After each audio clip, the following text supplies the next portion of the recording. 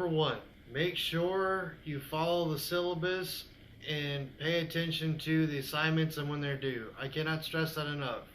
You will go from high school where they hold your hand and baby you and try to get you to turn stuff in. In college, that does not exist.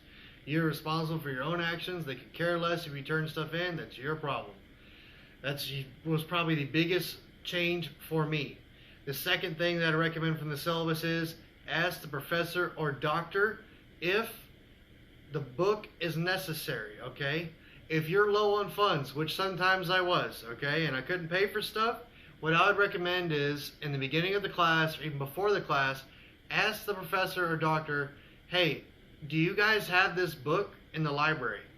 If they tell you yes, at the university that I went to, you could check the book out for 2 or 3 hours. So you could read chapters and things of that nature before the class, and you didn't have to buy the book. Rent for that for a couple hours, and then you had that, and it was perfectly fine. So that's something that I would definitely recommend. Or if you use the book sparingly, you don't use it all the time. Some teachers, professors, doctors, they will make their own book and they want you to buy it, and tell me that isn't a scam, but that's the way that it is, okay? Number 3, if you get a rubric for an assignment, okay, a writing assignment, any kind of group project, and they grade stuff and they make comments and it is not inside of that rubric, contest it.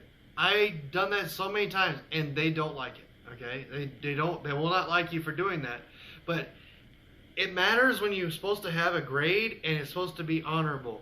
If you're going to grade me for something that is not included inside of the rubric, miss me with that, because it has to be clearly defined.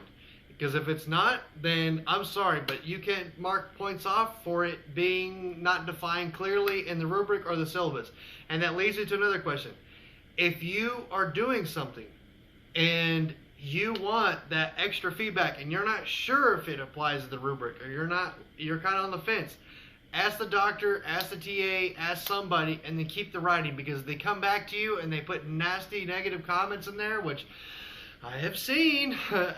You definitely want to, and you have written proof that you contested it, you asked, and they still decided to take it the wrong way. So take it as you will, but I'm telling you the truth. I would definitely do that.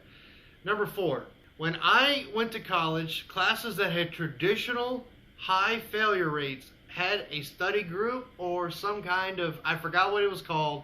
They were like SI, supplemental instruction sessions. So they had a person that had taken that class and gotten a very efficient grade, A, B, whatever the standard was. I don't remember, but I would strongly suggest go to them. If you can, you can't always make them, because you really have to try the best that you can to fit all this life stuff in at one time. It's going to be very unique for a lot of you, okay? But take those study sessions if you can.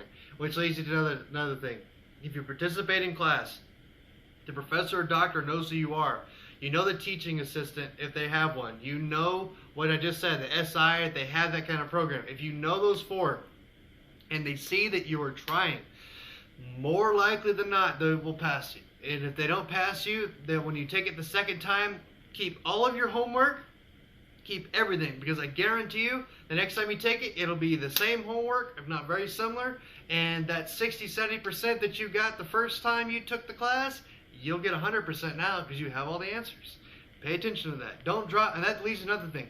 Don't drop a class, and this is my opinion. Do not drop a class if it is mandatory and you have to take it. It is absolutely imperative, because I've done this 3 or 4 times when I was an undergrad. I failed a class, okay? But I knew that it was going to be hard, and I failed it anyway. But, you know, I went through the whole thing. I saved the quizzes. I saved what I could, the homework and everything, and I kept it as study material. When it came to that stuff, again in the class, I had everything there, and the answers to the homework are very similar answers to the homework, and because of that, it would sometimes move me from a D all the way to C or a B in the following semester when I took the class again. That is a huge thing that I would recommend. Another thing that I'd recommend is get to know your classmates, figure out who's in your major, and get to know them, because you'll be doing group projects with them, okay? Which leads me to something else. If you get a group project with somebody and you get lazy people, which happens, okay? It doesn't matter. Lazy comes in all kinds of forms. I mean, just absolutely, and not even just that. When you have 4 or 5 people in a group and one person tells you and they're responsible and you give them that one responsibility and they just fail and it affects all of you, oh, it hurts. But what you can do is make sure you record all those conversations that you had, the text messages and everything else, which is what I used to do. Because in Texas that's legal. Look in your local state, and I used to record that stuff. And if anything fell through or anything was an issue or we could get someone to work or do actual work, it wasn't just an accusation you could get the professor a doctorate. I could give them evidence that they definitely were lacking, definitely did not put in the work they were supposed to, and I don't know if they paid the penalty for it or not. When I went to college, I did not take care of my body, and I'm still suffering from that right now, okay? I went from 185 pounds to 260 pounds, okay? I did not take care of my body at all. That's probably my biggest regret. If I could do it again, I would take care of my body. I would pay attention to my diet. I would pay attention to my sleeping, that you pay attention to your mental and your physical well-being, more especially the physical. I really wish I could go back in time, as I mentioned before. Okay, and as a bonus tip, do not wait until the last semester of school to get an internship in a major you've never done anything in. You may think you like it. You may think that you'll enjoy the heck out of it, okay?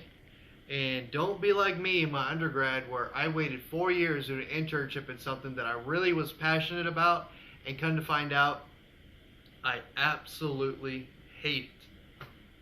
What I would recommend is, if you can, the first year of college, start interning, get some experience in that field if you can. Yeah, you're going to have to work for free, but hey, when you get out in the real world, the experience is what matters. More especially if you're in a tech field. They don't care if you have a piece of paper or not. If you can do the job, they'll give you the job. That just goes upon experience. And most people mistake that going to university thinking they get a piece of paper like everyone else and they're automatically qualified.